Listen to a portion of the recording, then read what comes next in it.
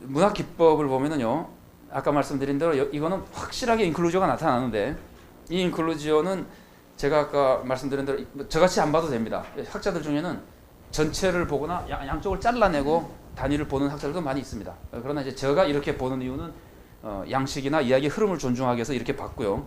그러면 인클루지어는 아무 역할을 안 하느냐 하면은, 인클루지어가 문단 나누기 말고 무슨 역할을 또 하죠?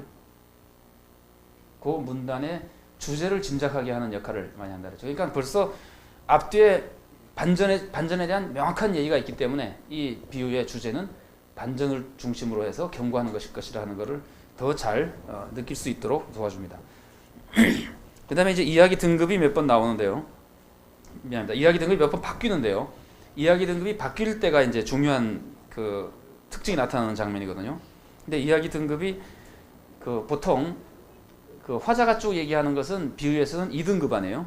왜냐하면 마태복음의 등장인물인 예수님께서, 그러니까 두 번째죠. 그러니까 화자가 1등급이고 예수님은 2등급이죠. 예수님이 쭉 말씀하시다가 그 이야기 속에 다시 등장인물이 얘기하기 때문에 이제 3등급이 되는 것인데, 이 3등급으로 이제 바뀌는 장면들을 조금만 눈여겨서 보시면은, 3시에 고용된 사람에게 주인이 직접화법으로 말합니다. 너에게 상당하게 주리라, 들어가라. 그러니까 임금을 확정하지 않았다고 하는 것이 명시돼 있어요. 그런 것들을 이제 뚜렷하게 알려주고, 11시에 고용된 사람에게는, 오후 5시에 고용된 사람에게는 아무 약속도 하지 않고 보냅니다. 근데 이거를 직접화법으로 하지 않으면은 아무 약속도 하지 않았다고 말하기가 조금 곤란해요. 간접화법으로 그 사람들을 보냈다 그러면 짐작컨대 뭐라고 얘기하고 보냈겠지 하고 생각해 볼 수 있는데, 직접화법으로 얘기하면 그 한 말이 그대로 들어가기 때문에 얘기를 안 한 것이 명시되는 겁니다. 제가 지난번에도 말씀드렸지만, 저보고 집으로 가라 그랬습니다. 그러면은 좋은 말로 가라 그랬는지 나쁜 말로 가라 했는지 모르잖아요. 직접화법으로 딱 따옴표를 집어넣어서 이제는 가셔도 됩니다 라고 말할 때하고, 꺼져 하고 말할 때하고 전혀 다른 이미지를 주거든요. 똑같이 가라고 얘기해도. 그래서 이 직접화법은 그래서 굉장히 중요한 것인데, 여기서는 직접화법을 통해서 아무 약속도 없이 일하러 가라고 하는 것이 드러나게 되어 있습니다. 그 다음에 이제 처음 온 사람들의 불평, 이 불평도 직접화법을 통해서 불평의 이유를 명확하게 알 수 있도록 알려줍니다. 그리고 주인이 이제 설명하는 것도 직접화법을 통해서 자세히 설명합니다. 자세히 보여주고, 그런 것들도 주인의 모습을 몇 가지 알려주는데, 예를 들면은 주인이 굉장히 자비로운 분이라는 것도 알려주고, 의로운 분이라는 것. 그러니까 절대로 약속을 어기거나 뭐 잘못한 것이 아니고, 자기의 약속은 다 지키는 의로운 분이고, 그러면서도 자기가 자비롭다고 하는 걸 강조하고, 그 다음에 잘못을 꾸짖는 모습도 알려줍니다. 그리고 이제 잘못이 어떤 것인지도 이런 직접화법의 자세한 표현들을 통해서 알려줍니다. 예를 들면은 네 것이나 가지고 가라. 딴 사람이라 왜 상관하냐, 이런 뜻이 포함되어 있잖아요. 그러니까 그 표현 안에는 잘못이 금방 다른 사람과 비교하고 다른 사람에 대해서 따지고 하는 것은 잘못이라는 것이 금방 나타나는 거거든요. 그런 표현들, 아니면 네가 나를 악하게 보느냐, 이런 표현들도 이제 사실은 악한 눈을 가지느냐, 네가 악한 눈을 가지고 있느냐, 뭐 이런 뜻이거든요. 해설 부분에 좀 나옵니다만은. 그래서 이런 표현들을 통해서 이야기 등급이라고 하는 이야기 등급의 변화라고 하는 문학 기법을 통해서 강조점이 무엇인지를 쉽게 잘 파악할 수 있도록 도와주고 있습니다. 그 다음에는 대조하는 장면들이 많이 나와요. 처음 온 사람들과 나중 온 사람들에 대한 대조가 되는데, 제가 중간에 온 사람들은 일부러 좀 뺐습니다. 극단적으로 그 사람들의 역할은 좀 다른 데 있다고 보고, 직접 대조시키는 것은 아주 극과 극을 지금 대조시키고 있기 때문에, 첫 번째 온 사람들은 임금을 확정하고 들어옵니다. 1달란트 주겠다. 하루 일하면 1달란트 주겠다. 두 번째 온 사람들은 가서 일해라 밖에 없어요. 뭐 주겠다 말겠다 말도 없어요. 그러니까 얼마나 지금 두 사람의 입장이, 이 두 종류의 사람의 입장이 다른지 하는 것을 알 수 있습니다.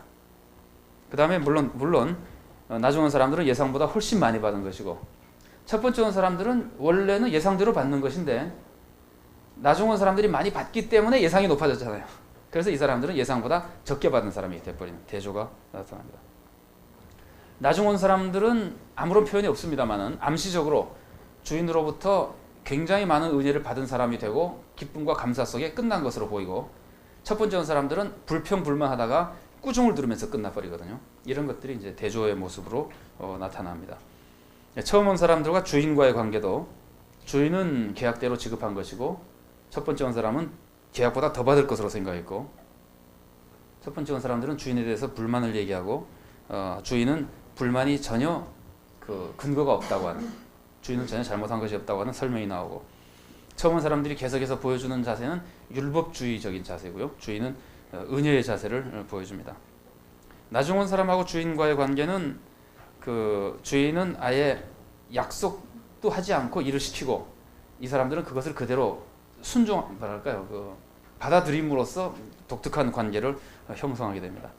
주인은 일한 것보다 훨씬 더 많이 주고, 나중 온 사람은 물론 일한 만큼 받을 것이라고 하는 기대 속에 갔었기 때문에 두 사람의 생각이 전혀 다르다고 하는 것을 보여줍니다. 이게 다른 대조의 모습 속에서 각자의 모습들이 조금 더 두드러지게 강조되게 되죠.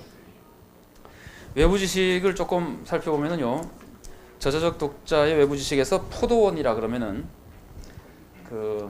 이게 조금 어려운 것이 뭐냐면은, 포도 농사 안 해보셨죠? 대부분. 그러니까 농사 안 해봐도 괜찮은데 하루 정도 가서 일하고 오면 좋을 것 같아요. 일을 한번 해보면은.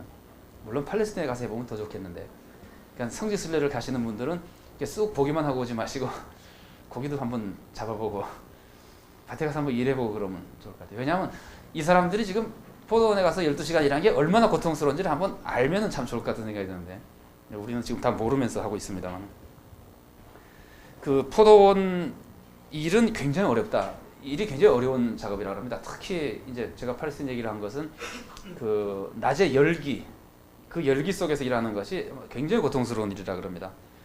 그래서 그 낮하고 저녁 시간하고 일하는 그 강도가 시간의 양만이 아니라 그 일의 어려운 정도가 상당히 많이 다르다 그래요. 그러니까 이 사람이 나중에 불만할 때, 저 사람들은 우리는 낮에 그 열기를 다 겪었고 저 사람들은 저 시원할 때 와서 1시간밖에 하지 않느냐 그랬을 때, 12시간과 1시간의 차이라고만 생각하면은 충분히 이해가 안 된 겁니다.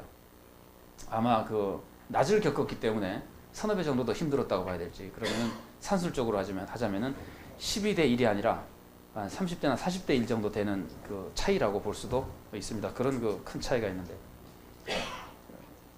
그 다음에 이제 또 하나는 추수 시기에는요, 여기는 이제 추수 시기란 말은 없어요. 그런데 추수 시기에는 그 물량을, 그 최선의 물량을 생산하기 위해서는 뭐 따는 시간을 잘 조절해야 되는가 봐요. 그래서 그 하루 더 놔두고 뭐 이런 식으로 잘 안 되고, 급하게 일꾼을 더 뽑아야 되기도 하고 뭐 그렇다 그럽니다. 그래서 이 낮에 보통은 이제 아침에 일꾼 데려다가 하루 일 시키고 그렇게 주면 정상인데, 이렇게 오전이나 오후, 이른 오후 정도에 더 사람들을 쓰는 것이 추수 시기에는 있을 수 있는 일이라고 그럽니다. 근데 본문은 알레고리적인 성격이 있기 때문에 거기에 그렇게 우리가 연연할 필요는 없어요. 그러나 그 분위기로 볼 때 그것은 어느 정도 있을 수 있는 일이다 하는 거 알고요. 그러나 오후 5시에 온 사람 경우는 이건 너무 특별하다. 이거는 보통 상식적으로 있는 일이 아니다. 이렇게 볼 수 있고요. 상징적인 모습으로 하자면은 나중에 임금을 지급하는 모습은 종말론적인 그 심판과 상급의 이미지를 많이 준다. 그런데 이제 그 배경도, 베드로가 아까 질문하는 것이 배경이었잖아요. 베드로의 질문도 종말론적인 상급을 기대하면서 한 질문이었죠, 그죠? 그래서 이 배경으로부터도 종말론적인 어떤 것을 요청하고 있는 것이라는 걸 알 수 있고, 이 비유 안에서도 종말론적인 어떤 그 상급이 언급됐을 것이라고 하는 것을 짐작할 수 있게 되어 있습니다. 일꾼을 고용하는 것은요, 우리가 다 잘 압니다만은 이스라엘 사람들은 낮을 12시간으로 다시 나누잖아요. 12시간으로 나누고 해 뜰 때부터 해질 때까지로 나누기 때문에, 물론 하루가 시작되는 건 해 질 때 시작됩니다만은 낮 시간만 다시 나눌 때도 그렇게 나눕니다. 그래서 해 뜰 때를 6시로 보는 것이 그냥 보통 좋다 그러는데, 보다 정확하게 하자면은 그 절기에 따라 조금 달라집니다. 해가 짧은 시기하고 여름처럼 해가 긴 시기하고 좀 다릅니다. 그러나 대개 우리가 편하게 보자면은 그냥 오전 6시부터 오후 6시로 12시간 나눈 것으로 보면 제일 좋고, 일꾼 고용은 물론 6시에 고용하는 것이 정상입니다. 그 다음에는 오전 9시부터 오후 초까지는 흔한 일은 아니지만 있을 수 있는 일 정도로 볼 수 있고요. 오후 5시에 고용한 것은 거의 있을 수 없는 아주 특별한 모습이라고 볼 수 있습니다. 이 주인이, 그러면 우리가 읽은 포도원 일꾼의 비유 스토리 안에서 주인이 여러 번 나간 건 도대체 왜 그랬겠는가 하는 질문이 제기될 수 있는데, 일반적인 상식하고 주인이 나간 그 비유가 설명해 주는 거하고 우리가 비교해 본다면요. 6시에는 일꾼 구하러 나갔잖아요. 근데 6시에 일꾼 구하러 나가고 9시에 또 나가서 보고 사람들을 바로 데려오는 것을 볼 때 9시에 나간 것은 일꾼 구하러 간 것으로 볼 수 있는 가능성이 상당히 많이 있습니다. 그 포도원에 실제로 있을 수 있는 일이기도 하고, 그랬을 경우에 오후 3시까지가 그 이후에 사람들이 다 똑같이 처리를 했기 때문에 그 사람들은 일꾼을 구하러 가서 구한 것 같은 인상을 줍니다. 이 사람들에게 있어서는. 그런데 5시는 조금 달라요. 5시는 주인이 가서 이제 그 대화가 시작되잖아요. 뭐라고 그러죠? 사람들이 막 서 있으니까, 5시에 가도 서 있으니까 주인이 뭐라 그러죠? 너희는 어째서 하루 종일 여기서 서 있느냐? 이게 일꾼을 구하러 온 사람의 질문이 아니죠. 별놈도 다 있다, 그런 기분이잖아요. 그러니까 이상하다, 이런 기분이 포함되어 있거든요. 그래서 주인이 앞에서는 일꾼을 구하러 나간 것 같은 기분이 드는데, 이때는 일꾼을 구하러 나갔다기보다 예상치 않게 놀고 있는 사람을 만난 것 같은 분위기를, 이미지를 줍니다. 근데 저는 이제 그걸 일부러 강조해서 말씀을 드리는데, 예상치 못한 사람을 만났는데도 고용했다고 하는 것은, 이것은 진짜 은혜죠, 그죠? 자기가 뭐 아까 제가 배경에서 조금 말씀드린 대로 그 수학의 이 뭐랄까요, 형편을 봐서 지금이라도 일꾼을 더 벌려서 빨리 이걸 수학을 해야지만 제대로 상품 포도를 만들겠다고 했을 때는 낮에도 갈 수 있거든요. 근데 그거는 괜찮은데, 그러니까 그때도 일꾼을 구하러 갔다고 볼 수 있는데, 이 5시에 사람만큼은 주인이 구하러 간 것 같은 분위기가 아니라는 거예요. 가서 너는 왜 여기 하루 종일 놀고 서 있느냐 하는 질문 자체가, 그렇게 봤을 때 이거는 주인의 은혜를 두드러지게 만들어주는 장면입니다. 그래서 첫 번째 한 사람과 5번째 사람은 그런 점에서 상당히 대조가 됩니다. 중간 사람은 그만한 대조의 역할을 못하는 겁니다. 그 분위기가 좀 다르기 때문에. 그래서 이제 주인이 아주 특별한 자비의 모습을 보여주고, 그러나 여러 번 나간 모습은 사실적인 것보다는 알레고리적인 그 목적에 따라서 실제로 주님을 위해서 헌신하고 일하는 사람들은 여러 부류의, 많이 일하는 사람도 있고 조금 일하는 사람도 있다는 것을 보여주기 위한 역할이 여기서는 물론 더 크다고 생각이 됩니다. 그 다음에 임금은 일반적으로 고용주가 이제 피고인하고 타협을 해가지고 이제 정합니다. 이제 일당을 정하도록 되어 있는데, 일당 한 데나리온은 대체적으로 그냥 그 당시에 일상적인 급여다, 이렇게 생각합니다. 그리고 보통 가족이, 너댓 명 되는 가족이 한 데나리온을 받으면은 최저 생계를 유지할 수 있습니다. 예를 들면은 고급 음식을 먹지 못하고, 왜 그 싸구려 곡식도 있고 비싼 곡식도 있고 그렇잖아요. 그러니까 뭐 고급 밀 이런 걸로는 제대로 살기 어렵고, 좀 나쁜 보리 이런 걸 가지고 음식을 만들어 먹으면은 식구들이 먹고 살 수 있는 정도의 돈이 됩니다. 한 200여일 정도만 하면은 그 정도 먹고 살 수 있는 정도로, 그러니까 뭐 300일 정도 이렇게 되면 물론 더 좋지만 300일 정도까지 계속해서 고용되기도 그렇게 쉽지는 않거든요. 근데 200여일 정도만 하면은 먹고 살 수 있는 정도라고 이제 보통 평가를 합니다. 그리고 대체적으로 하루 종일 일하지 않고 하루에 일부분만 일하면은 비율로 따져가지고 이제 더 적은 액수, 그 비례해서 적은 액수의 돈을 지급하게 됩니다. 그리고 임금을 지급할 때는 주인은 보통 나와서 안 봅니다. 임금 청지기인데 시켜놓으면 청지기가 다 알아서 하는 것이지 주인이 나가서 뭐 이렇게 보고 그러지는 않습니다. 그러니까 이 비유는 일부러 그런 장면을 만들어 놔가지고 그 스토리가 전개될 수 있도록 만들었다고 볼 수 있어요. 그렇지 않으면은 그 주인에 대한 첫 번째 종들과의 논쟁이 안 생기기 때문에 일상적인 모습은 아닙니다. 그 다음에 임금도 보통은 온 순서대로 줍니다.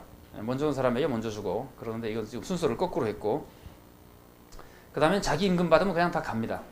그러니까 아마 늦게 온 사람들은 받고 갔는지도 모르죠. 근데 이제 순서가 거꾸로 돼 있어가지고 먼저 온 사람들이 모든 것을 다 보고 뭐 기대하고 실망하고 이런 것들을 쭉 이제 그려줘가지고 원래적으로 이제 비유해서 알려주고자 하는 메시지가 드러나도록 만들고 있습니다.